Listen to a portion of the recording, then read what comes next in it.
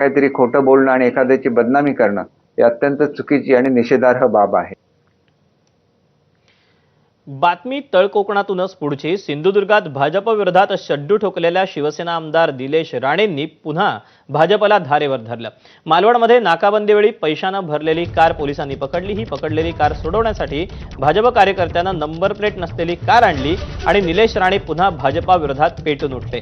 मध्यरात्री 1 वाजता पोलीस स्टेशनमध्ये जाऊन निलेश राणेंनी पोलिसांना जाब विचारला आणि पुन्हा स्टिंग ऑपरेशनही केलं. आरोपींवर गुन्हा दाखल करण्याची मागणी निलेश राणेंनी केली. पकडण्यात आलेली गाडी भाजपच्या तालुका अध्यक्षाची असल्याचा दावा निलेश राणेंनी केला. काही दिवसांपूर्वी भाजपच्या केनवडेकरांच्या घरी जाऊन पैसे वाटप होत असल्याचा आरोप त्यांनी केला होता. मात्र केनवडेकरांना 3 दिवस उलटल्यानंतरही चौकशीसाठी बोलावण्यात आलं नसल्यानं प्रशासनावर दबाव असल्याचा आरोप करत राणेंनी पुन्हा भाजपवर निशाणा साधला. तुम्ही स्क्वॉड पाठवला पोलिसांचा, तो स्क्वॉड आतमध्ये गेला. आमच्या मुलांना सांगितलं तुम्ही कॅमेरा घेऊन आतमध्ये येऊ शकत नाही. चला ठीक आहे, माझ्यावर जशी ट्रेसपासिंग लावली, कदाचित त्यांनाही लागली असती म्हणून मी त्यांना बाहेर थांबायला सांगितलं. काय करत होते लाईट बंद करून?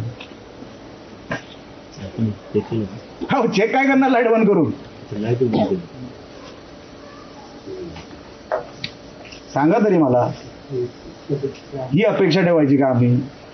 साहेब, हा जो इन्सिडेंट घडला, ही गाडी पोलिसांनीच पकडली आहे आणि नाही नाही, तुम्ही गल्लत करताय. तुम्ही ही नाही, जे पैसे मिळाले ऐकून घ्या साहेब, पैसे मिळाले त्यांना पोलीस स्टेशन मध्ये आणलं. हो, अभिनंदन तुमचं. नाही सर, आमचं काम आहे सर ते. नाही, थँक्यू. अर्धच केलं अभिनंदन, थँक्यू. पूर्ण नाही केलं. पूर्ण ऐका, थँक्यू. पूर्ण ऐका. ती गाडी आणली तुम्ही? ती गाडी ज्याच्यामध्ये पैसे मिळाले आणि स्पेशल स्क्वॉडनी ही गाडी पकडली आणि पोलीस स्टेशनला आणली. तासभर झाला होता आणि नंतर मला माझ्या काही सहकाऱ्यांनी सांगितलं की साहेब गाडी पकडली गेली आहे, अजूनपर्यंत कारवाई काय होत नाही.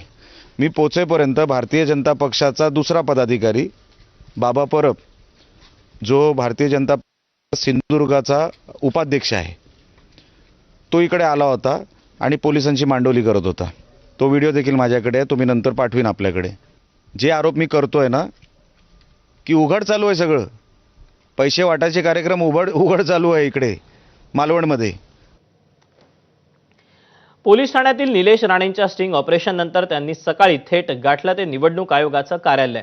रात्री पकडण्यात आलेली गाडी ही भाजपच्या तालुका अध्यक्षाची असून पोलिसांकडून कोणतीही कारवाई अद्याप झाली नाही अशी तक्रार निलेश राणेंनी केली. त्यामुळे निवडणूक अधिकाऱ्यांनी तक्रार नोंदवून घेण्याची मागणी त्यांनी आयोगाकडे केली. मात्र निवडणूक आयोगानं देखील कानावर हात ठेवल्याचा आरोप निलेश राणेंनी केला. वकिलांशी बोलून निवडणूक आयोगाला कोर्टात खेचण्याचा इशारा राणेंनी दिला.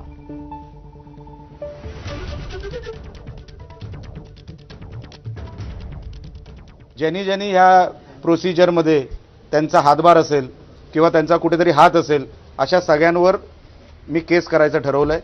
कारण का त्याच्या पलीकडे माझ्याकडे आता पर्याय उरलेला नाही. आता बातमी हिंगोलीतून. कळमनुरीतील शिंदेचे आमदार संतोष बांगर आणि बाद हे जणू समीकरणच बनलंय.